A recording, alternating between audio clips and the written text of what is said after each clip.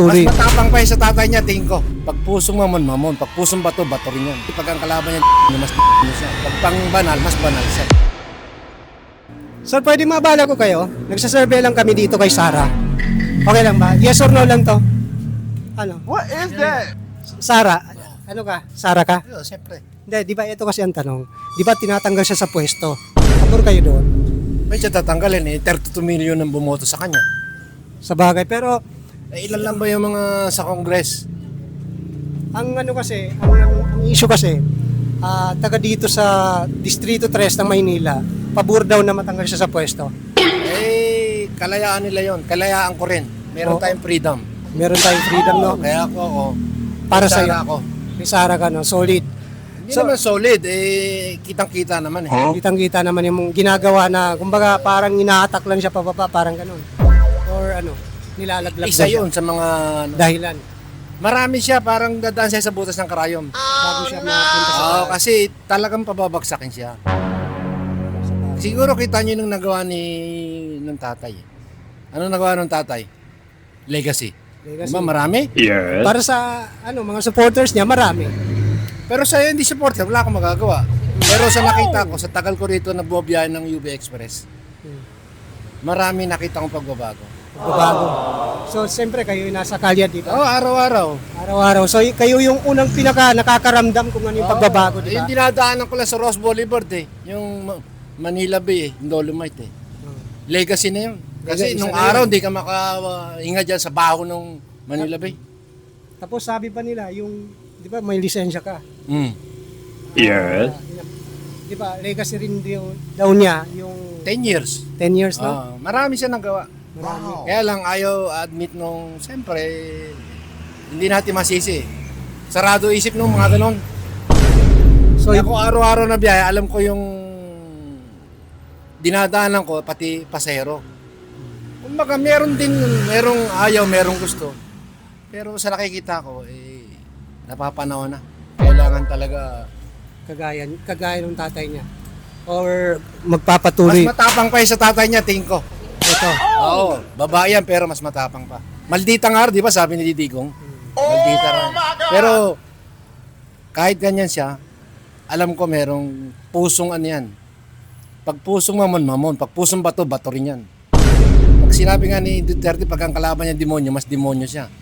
Pag pang banal, mas banal siya. Parang ganun yan eh. So, ngayon, paano naman kung ma-impeach siya? Sino ang nakikita mong kapalit niya? Na kapalit niya na tumakbo, halimbawa, di ba? Kaya ang mga ang nakikita ng mga supporters niya, kaya ni-impeach siya para hindi na 2020. sa 2020 Para yun na naman ang punterya. Wala na iba. So ngayon, sir, pag hindi siya, pag na-impeach siya, pag natanggal siya, siyempre hindi na siya makakatakbo nun kapag na-impeach siya. Kasi yun yung nasa batas, hindi na pwede tumakbo eh. So, Pero- sinong nakikita mo na kapalit? Wala akong nakikita. Kasi yan, pag na-impeach si Sara, hindi natin alam mangyari. Hindi na alam, no? Kasi yung 32 million hindi mo masasabing timing lang yan. Tsaka, May nagsasalita na ngang iaala yung buhay eh. Di ba si ano? Si Attorney Respicio. Respicio. Taga Norte yun, di ba? Oh, Ilocano yun, di ba? Ilocano. Hindi naman solid. Pag sinabing solid, North, Marcos eh, wala. Tsaka ano, buti nga may social media. Kung walang social media, tapos na lahat. Tapos na ang kwento. Malaking bagay ang social media. Bahala ka maniwala o sa hindi. Pero pag ikaw nagsisearch, nagre-research ka, bahala ka na kung saan ka pabor o hindi. Ganun lang yung kasimple. Kasi kung dito sa mainstream media, Tagilid. mukhang ang hirap intindihin. Oh. Kasi puro one-sided eh. Yan ang ano. Kaya sinasabi nila fake news ay yung social media, ay yung mainstream media. Bias! Ito yun. Kasi ang pinapakita lang nila yung programa ng gobyerno, yung mga ganito, yung mga... Ano bang programa ng gobyerno ngayon natin? Wala akong nakikita pa eh, yung legacy. Wala akong nakikita talaga. Wala Wala akong nakikita. Ang legacy sa dami ng corrupt. Ganun So, dapat masumpo. Tsaka Ganun. alam mo bakit pa? Yung peace and order natin malaking problema. Pinakamalaking problema yung peace and order. Kasi pag walang peace and order, walang development. Yun muna, peace and order. Lahat. o yun ang uunahin. Bago yung ano na yan. Okay, so ano naman ang masasabi niyo ngayon sir sa flood control na ano? Naku, yan isa pang malaking problema. Kailangan talaga may managot dyan. Kasi ang dami Oh, namatay. kasi- Yung maraming namatay sa biktima ng bagyo, ng lindol,